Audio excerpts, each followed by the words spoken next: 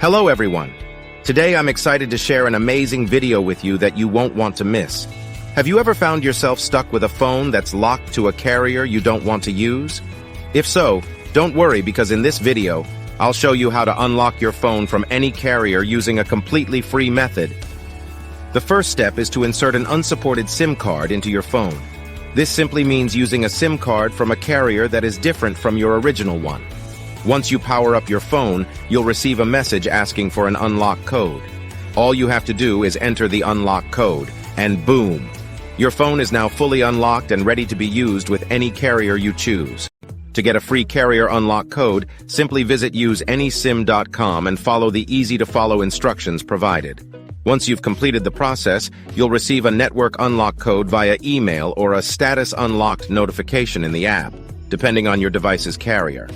I hope you found this tutorial helpful, and stay tuned for more exciting content coming your way soon.